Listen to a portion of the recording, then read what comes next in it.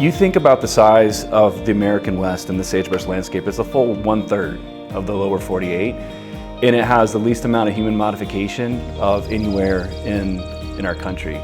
And when you compare it to the world, the places that have less human development than the sagebrush biome are places like the Sahara Desert, the Amazon rainforest, the boreal forest, the Australian outback.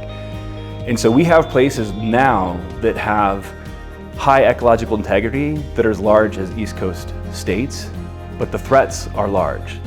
The threats alone of invasive annual grass and conifer are 87% of the declines over the last 2 decades.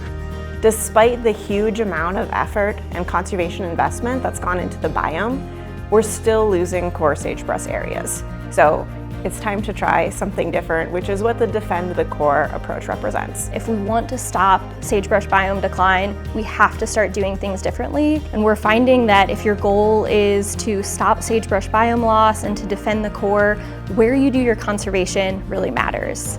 Historically, about 20% of those conservation investments have gone to core sagebrush areas. But now with Defend the Core, we're thinking more like 80% of conservation should be conducted in those areas.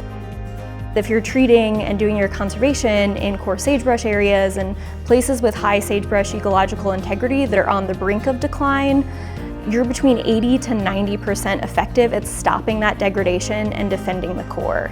We know that we're going to need to do more conservation in general to stop sagebrush biome loss, but if we start employing better spatial targeting and really going after those core sagebrush areas to stop declines before they start, the amount of additional conservation we're going to need to do decreases from 10-fold to 2-fold. Defend the core, grow the core. We need to go to where the core is and start there, which we haven't necessarily done in the past.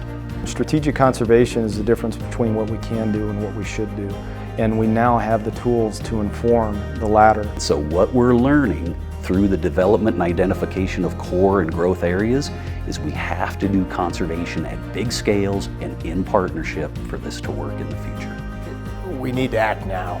While we still have core that can be protected, it's so much simpler, easier, and cost-effective to address these things when they're still relatively small problems. What has been great about the sagebrush conservation design effort is it has brought in agency leadership from across the Department of Interior, the Department of Agriculture. It's brought in university thought leaders. I hope folks like myself with big nonprofits are valuable in that space, and has asked everyone basically the same question. Not who do you work for or what is your agency goal, but rather what can you do, what can the people you work with and work for do to save the entire biome. So I want people to know that we're not saying that all hope is lost. But I also hope that managers and decision makers feel really empowered to see that the changes that we need to make and the conservation shifts that need to happen are within our capacity to do today.